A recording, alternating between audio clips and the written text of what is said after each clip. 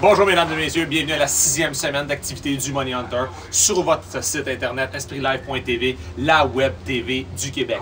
Premièrement, vous le savez, la semaine passée, 3 en 4. Ça a été excellent, on a fait sauter la banque.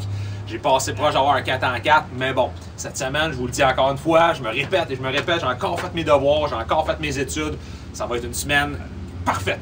Je le prédis, j'en suis persuadé. Donc on va commencer avec le premier choix du Hunter pour cette semaine.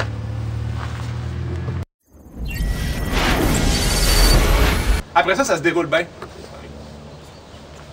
Le premier choix du Money Hunter cette semaine, c'est la partie opposant les Chiefs de Kansas City qui s'en vont affronter les Buccaneers de Tampa Bay dans le Battleship à Tampa Bay, le gros bateau. Et oui, je vais vous parler juste une petite parenthèse des Buccaneers de Tampa Bay. Je vais vous dire pourquoi. Parce que c'est mon équipe fétiche. C'est mon équipe, c'est ma première amour du football américain. J'ai acheté mon premier jersey de Michael Pittman à Montréal, puis après ça, c'est une histoire d'amour qui continue, qui perpétue depuis des années. Mais bon, je vais vous dire pourquoi je vais choisir Tampa Bay cette semaine, Moneyline.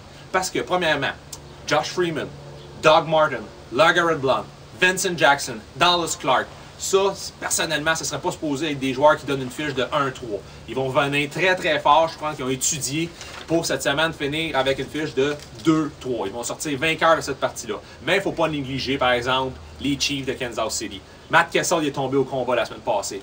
Dans les journaux, les médias à Kansas City, ça parlait gros que les fans au Aaron L la semaine passée, dans un territoire très hostile, ils parlaient contre leur QB Matt Kessel. Ils disaient des choses que je ne peux pas répéter sur espritlive.tv. Mais bon, il y a quand même Eric Woodson, son gars d'O-line, qui l'a défendu, qui a dit « Garde, on va se reprendre, on va jouer du gros football. » Puis ils savent qu'avec Jamal Charles, Dwayne Bowie, ils sont capables d'aller chercher des victoires. Mais ça ne sera pas pour cette semaine, je vous le dis tout de suite. Brady Quinn qui lance, ça me laisse perplexe un petit peu. Fait que mon choix, Buccaneers de Tampa Bay, Moneyline.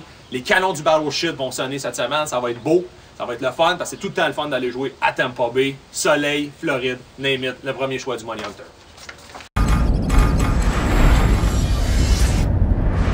J'en dis moins. J'en dis pas mal plus. Le deuxième choix du Money Hunter cette semaine, c'est les Patriots de la Nouvelle-Angleterre, l'équipe numéro 1 en attaque, qui s'en vont affronter l'équipe numéro 1 en défense, les Seahawks de Seattle. Les Patriots sont favoris par 3.5. On va commencer par parler des Patriots de la Nouvelle-Angleterre. On parle tout le temps de Tom Brady, Wes Walker, Aaron Hernandez et puis Rob Gronkowski. Mais là, cette semaine, c'est pas d'eux que je vais vous parler. Ça reste des superstars, mais moi, c'est un nouveau que je vais vous parler. Vous avez sûrement jamais entendu parler, à part depuis le début de la saison. Son nom, c'est Stephen Ridley. C'est le running back des Patriots de la Nouvelle-Angleterre. Et puis pourquoi je vais vous parler de lui? Parce qu'en ce moment, là, les Patriots de la Nouvelle-Angleterre sont 3e par la course. Ils font au moins 165 verges en moyenne, puis ils ont plus de rushing touchdown que de passing touchdown. Fait que ça, c'est vraiment là, surprenant, parce qu'on le sait, c'est Tom Brady, le commandant là, de cette équipe-là. Mais bon, ils sont quand même rendus, là, qu'ils sont multifonctionnels, sont capables de faire des rushing touchdowns, des passing touchdowns, des jeux sur unités spéciales, la défensive. Ça reste que les Patriots, c'est une grosse équipe, qu'on les aime ou qu'on les aime pas. Puis ils s'en vont affronter les Seahawks à Seattle, qu'eux autres, ils nous surprennent par leur défensive, mais surtout aussi avec leur 12e joueur. Là. Leur 12e joueur, c'est le crowd dans le stade à Seattle. C'est un des stades les plus bruyants de la NFL. Bill Belichick l'a mentionné cette semaine sur son Twitter. Il dit c'est très très compliqué d'aller jouer à Seattle. Mais moi personnellement, ça m'impressionne pas. Je pense que les Patriots sont partis sur leur croisade. Et puis c'est sûr et certain qu'avec la game qu'ils ont joué la semaine passée là, contre Peyton Manning, ils nous ont montré là, que ça va être quand même l'équipe à battre dans l'américaine. Ça reste une puissance, même si Texas Houston sont 5-0, name it, ça reste que c'est une puissance de la NFL. Fait que mon choix là, cette semaine, là, ça va être Patriots. Je sais que c'est l'équipe qui s'en va affronter une équipe à domicile. Favori par 3.5, c'est le choix sûr. Russell Wilson, même pas impressionné tant que ça. Le QB des Seattle, fait que, oui, j'y vais avec. Nouvelle-Angleterre, favori par 3.5, c'est le deuxième choix du Hunter.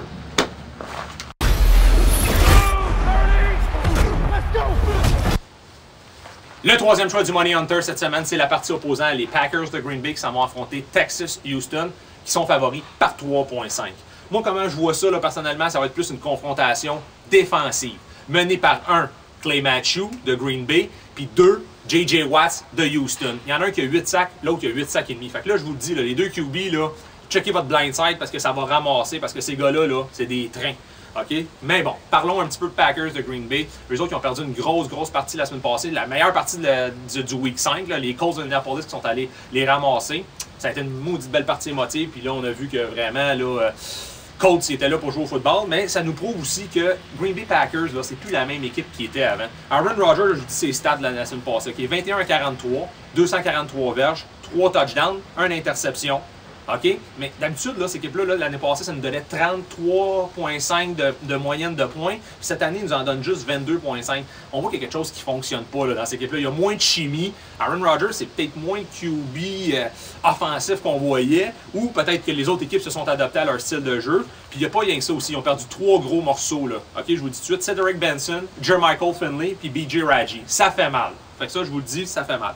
Parlons un peu de Texas Houston. Eux autres aussi, ils en ont perdu des gros morceaux. Ils ont perdu un gars qui s'appelle Brian Crutching. Ça, c'est tant qu'à moi un des gros joueurs avec J.J. Watts en défensive. Puis lui, là, il aurait aimé ça jouer cette partie-là. Je vais vous dire pourquoi. Parce que lui, là, c'était le coéquipier de Clay Matthews quand il jouait pour Trojan University. Les deux, c'était des bons gars. Puis je vous dis, c'est la terreur de la NCAA. Mais là, il ne pourra pas être là. Il est blessé au tendon d'Achille. Fait qu'il va falloir qu'il y ait les gars. Bon, mais ça joue plus offensivement. Texas Houston, il va falloir que Matt Chubb, là, il serve vraiment là, de son top 5 receiver. Là, parce qu'on s'entend, c'est lui qui a quasiment le meilleur top receiver de toute la ligue. Il y a des gars comme Andre Johnson, Owen Daniel, Adrian Foster.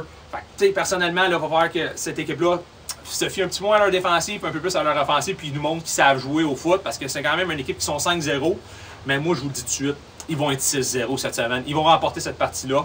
Ils sont favoris par 3,5, puis c'est le 3e choix du Money Hunter.